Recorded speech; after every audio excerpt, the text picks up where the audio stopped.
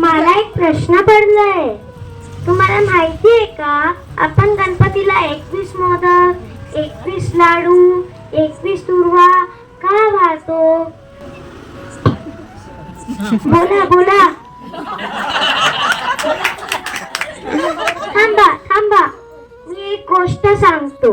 पूर्वीच्या काळी देवांतक आणि नरांतक 2 राक्षस होते आणि त्यांना खूप तपस्या केली. भगवाननी त्यांना वरदान दिलं. देवांतक आणि नरांतक खूप पॉवरफुल होऊन गेले.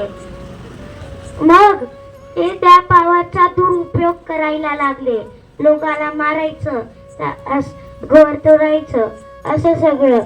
जसं की कृष्ण बाप्पाने जन्म घेतला कंसाला मारायला, राम बाप्पाने जन्म घेतला रावणला मारायला.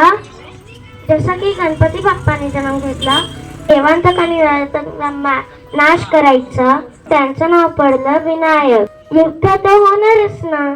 गणपती बाप्पा एकटे कसे लढणार?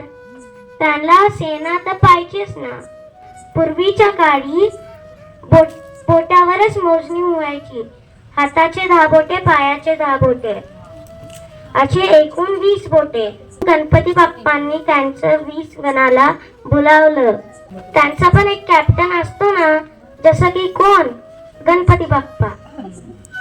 गणपती बाप्पांनी देवांतक आणि नरांतकचा नाश केला. सगळ्यांनी खुश होऊन त्याला मोदक दिलं. बाप्पा एकच मोदक खातो, 21 मोदक नाही खात.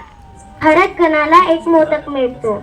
असे एकूण 21 मोदक, 21 लाडू, 21 दुर्वा. असे खूप साऱ्या गोष्टींसाठी लाईक, शेअर, सबस्क्राईब. सहस्त्र गुरुजी.